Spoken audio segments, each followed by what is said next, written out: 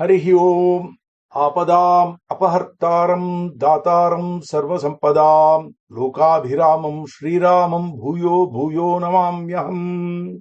Sarvebhya Namaskaraha. Today I want to speak about the Sarga 22 of Yuddha Kanda.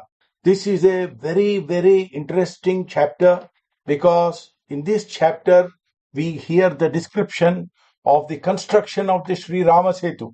It has now been established by experts in geology and geography, including space scientists, that the structure that lies under the surface of the ocean from Rameshwaram, that is Dhanushkodi, up to Sri Lanka is actually a man-made structure. This is the structure that is famous as Sri Rama Setu.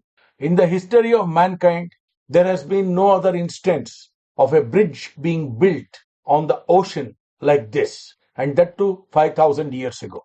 When Sri Rama gets so angry, he decides to raise his bow and he threatens Samudra Raja. Athovacha Raghushreshtaha Sagaram Darunam Vachaha Adyatvam Shoshayishyami Sapatalam Maharnava Matkarmuka Visrushtena Sharavarshena Sagara Param Tiram Gamishyanti Padbhaireva Plavangamaha Janasi Paurusham Napi Vikramam. I have chosen only some words. What he is saying is, "O you unresponsive ocean lord, I shall now dry you up. O proud ocean, along with all your denizens, down to Patala, by the rain of arrows from my bow, you shall be driven. These Vanaras will then be able to simply walk across to the other shore of Lanka. You have no idea of my might nor of my valor. Ramhonastrena Samyojya Brahma Danda Nibham Sharam Samyojya Dhanushi Shreshte Vichikarsha Mahabalaha Tasmin Vikrushte Sahasa Raghavena Sharasane Rodasi Sampa Phaleva Parvatascha Chakampire." Then Sri Rama said to his mighty bow, the Brahmastra itself, which looked like the Brahmadanda, the infallible scepter of Lord Brahma, and pulled the string of his bow to release the deadliest of arrows. At that very moment, the skies and earth shook with a terrible noise, along with the mountains, as if they were being rent asunder. Darkness spread everywhere. Rivers and lakes were turbulent. It appeared that the sun and the moon and the stars started tottering in the sky. Claps of thunder and meteors falling incessantly were witnessed. Severe winds uprooted trees and carried them as ramrods to break mountain rocks. The ocean rose up several miles into the sky. All this did not deter Sri Rama, hell-bent now on releasing the Brahmastra. Tato madhyat samudrasya sagaraha swayamutthitaha udayadri mahashailan meroriva divakaraha. Then Samudra Raja rose up in the middle of the ocean like the radiant sun would rise on the Meru mountain. The Lord of the Ocean was heralded by serpents with raised hoods that shone brilliantly. He was luminous like precious gems and wore lustrous golden ornaments, wearing red garlands and a red cloth with eyes like lotuses in bloom, a crown of flowers. The Samudra Raja looked like the Lord of Himalayas. He wore a resplendent pendant that recalled the Kaustava adorning Vishnu's chest that had once emerged from the Milky Ocean. All holy rivers like Ganga and Sindhu were with him. Abravid Pranjalir Vakyam Raghavam Sharapaninam, bowing down to Sri Rama, who was holding the Brahmastra ready for release from his bow. The Lord of the Ocean spoke.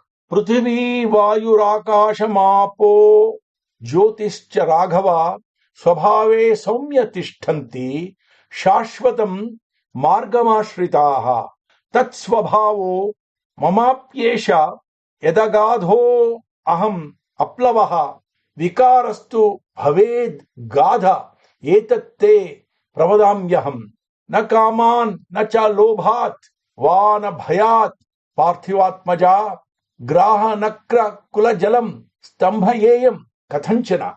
O son of the emperor, Sri Rama, the earth, wind, ether, water and fire always rest in their natural state. following the timeless rule of creation. I am likewise, with my expansiveness and unconquerable depth, Agadha. I shall indeed tell you how to cross this path, but I cannot change my nature. In any case, please know that I shall never allow anyone to transgress me with my world of sea creatures, either out of greed or rage or fear.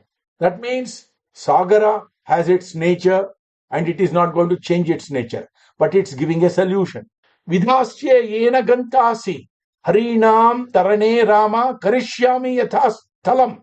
However, Sri Rama, I shall tell you how you will be able to cross over me, and I will assist your large Vanara army to cross over too. Then Sri Rama, somewhat pacified, looked at the Brahmastra ready in his hand to be launched. He told the ocean, Amoghoyam Mahabanaha Kasmin Deshe Nipatyata.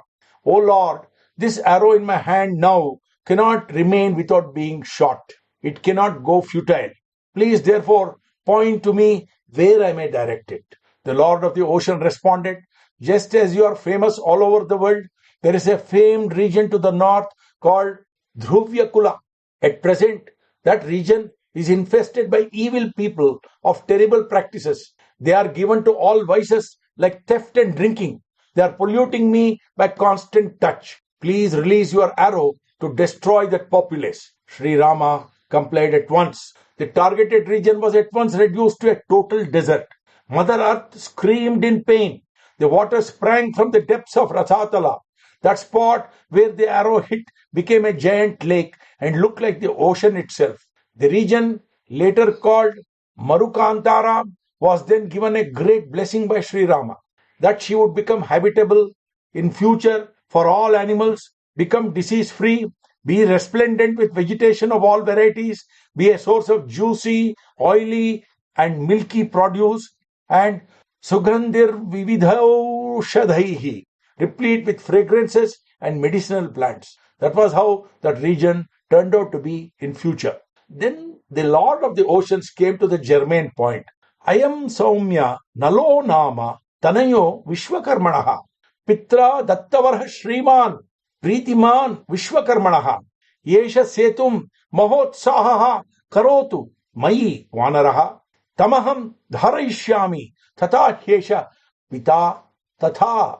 O Sri Rama, here in your Vanara army is this Nala, who is actually the son of the celestial architect Vishwakarma. Being his dear son, Vishwakarma has conferred on him the celestial powers of architecture. He shall build a bridge over me with my full cooperation. He is full of enthusiasm and can accomplish this task as well as his father. Saying this, the ocean lord disappeared. Soon, Nala came to Sri Rama.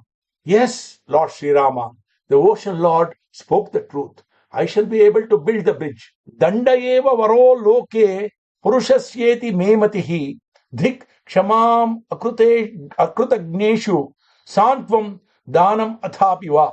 At this point, Nana wants to make a statement to all the Vanaras. Please understand that what Sri Rama did was right. Because in this world, people only respect power. They don't respect softness, kindness, and nice words. Therefore, this ocean came up and gave the solution. Sri Rama, in my opinion, an ungrateful one should only be punished. Rest assured that I shall be able to build the bridge.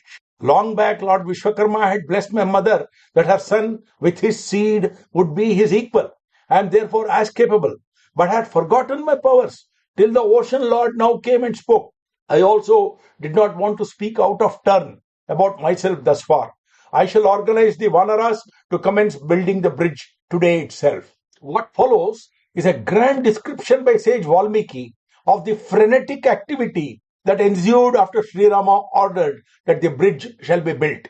The mighty Vanaras went everywhere and brought large trees of dozens of varieties. Several names of trees have been mentioned by Valmiki, with their solid trunks and stout branches in what was an impressive display of their unimaginable prowess that was once foretold by Lord Brahma himself when Mahavishnu deigned to take birth as Sri Rama, see in Balakanda. It was a mind-boggling sight to see how fast, how many massive trees arrived as building blocks. They were matched by huge boulders. The trees and boulders were being systematically deposited directly into the ocean that then burst up in loud splashes as they deposited these articles into the waters all the time. The Vanaras did not want to lose time, so uprooted entire trees with roots and all and flew in to deposit them in the ocean. They even devised, as Valmiki says, machines and devices that made transportation and deposition faster and easier. One set of Vanaras held along 100 yojana long rope as a guide to create a straight bridge. Wave after wave of materials arrived and were deposited.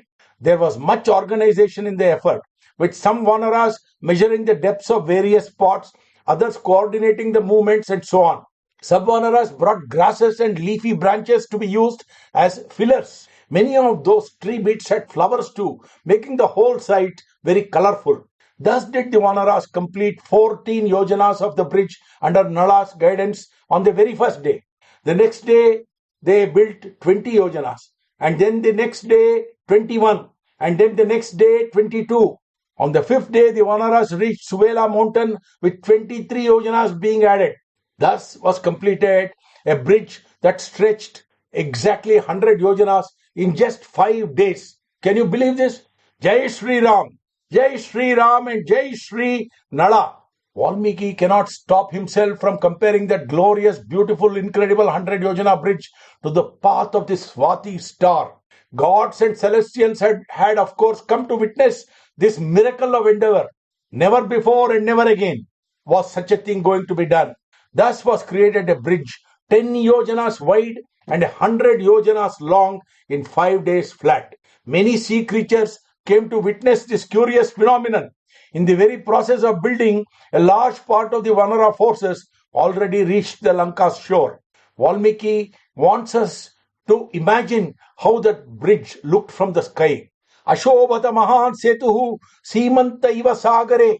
The bridge on the sea looked like the beautiful parting of hair on a beautiful woman's head. Just as there is a parting in the middle with the black hair on either side, here was the ocean and the bridge shone like a silver streak right in the middle, like a Simanta.